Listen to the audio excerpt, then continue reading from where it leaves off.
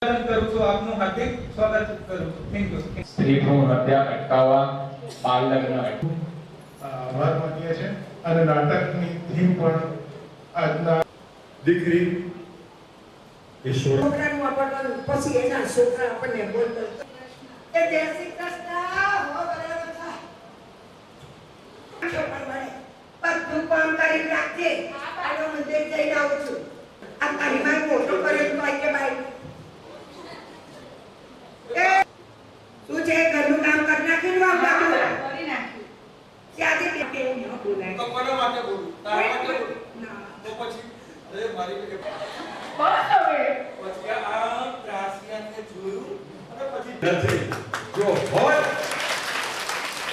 જો હોય તો ત્યાં આને હસતા કા એ તો તું નથી ને એટલે હે શું કીધું તો કઈને કઈ વિધો દાદી એ ના તવારે ના રે કોણ સરકારી યોજનાઓ કરી છે બરાબર તો મહાકાળ કરો કેમ થાય છે, શા માટે થાય છે?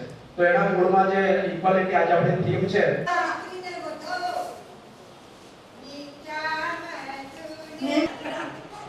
દીકરી જન્મી આનંદ આના હોય કે શિવાજી પાકે, રાણા પ્રતાપ પાકે, મહાત્મા ગાંધી આપણા ગુજરાતના મુખરે હોય છે, દરેક જગ્યાએ હોય છે, પણ ગુજરાત ડિગ્રી યોજનાનું ફોર્મ લઈને આવી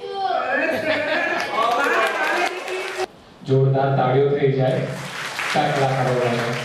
એટલે ખૂબ સરસ વાલી દીકરીનો મંજૂરી તેમજ દીકરી બતાવના કીટ હીરાબેન રાણા ગીતા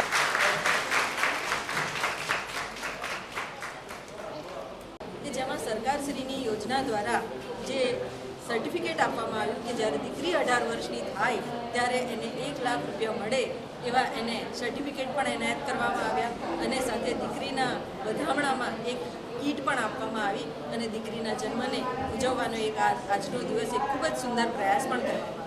એની સાથે માહિતી ખાતા દ્વારા એક અલગ પ્રકારનું આયોજન થયું કે જેમાં એક પૂર્વી આર્ટ્સ છે અમદાવાદના, એના જે આર્ટિસ્ટ છે એ આર્ટિસ્ટોએ આ નર્મદા જિલ્લા જેવા નાના જિલ્લામાં આવીને એક સુંદર નાટ્યકા ભજવી અને એ નાટ્યકિકાનો ઉદ્દેશ્ય શું હતો? એ જ કે બેટી વધાવો, બેટી પઢાવો અને દીકરીના જન્મને વધાવવા. ઘરમાં દીકરો હોય કે દીકરી, પણ દીકરીની જરૂરિયાત અને દીકરીની જે મહત્ત્વ છે એ સમજાવવાનો પણ પ્રયાસ થયો.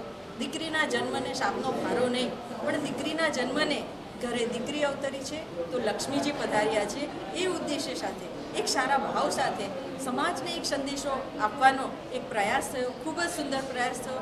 એ તમામ આર્ટિસ્ટોને હું ખૂબ અભિનંદન પાઠવું છું.